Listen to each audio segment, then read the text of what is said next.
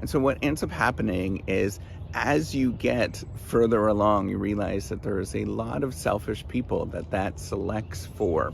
What it does, it has a large number of people that are trying to prioritize themselves over everybody else and focus on how that they can grab as much resources as possible, and so that they can maximize those particular resources. And I think also too is that it selects for individuals that are strategic and thinking about how to get ahead and the different ways that you can, um, you can get ahead. So they're constantly, many people are thinking strategically in the sense that if I do this, then somebody else is going to give something back to me in a very transactional way. And so what ends up happening is you start to get to know a lot of people that do act very selfishly with who they are and what they're about, and you sort of see the sort of transactional nature of what actually happens. And many times you'll be in a transactional relationship and you'll get burnt, right? Something will happen to you and you'll be like, why did that happen to me?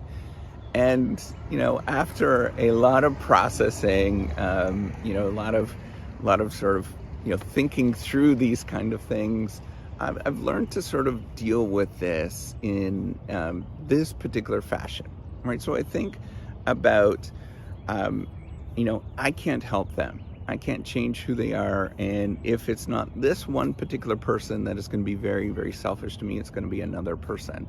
And they'll have a very transactional view of the world. Is you just go into gray rock mode, right? So when I go into work, I lose much of who I am inside, right? And I just go into gray rock mode and I'm just kind of dead to it all at this moment. And I know that sounds really, really terrible, right?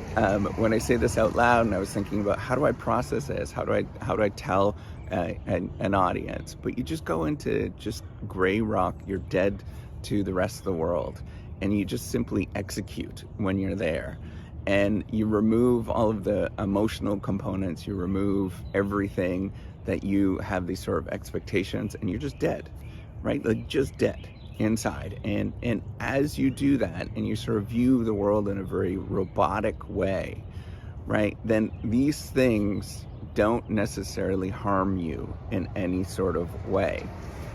And how you might be thinking, well, how do you build relationships and all that kind of stuff? Frankly, I try to avoid it, because it ends up being in such a inevitably, there is a transactional nature to everything that you do in the academic game. And people will say there's all these sort of relationships and all this kind of stuff. It's not true, right? Because you're competing against each other. It's very strong competitive forces.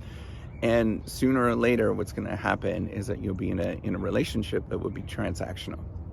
So the stuff that I reserve, the sort of relationships where I get my emotional force, the things that drive me going forward, it's my family. It's the people that are around me that I've chose to sort of protect and build relationships with.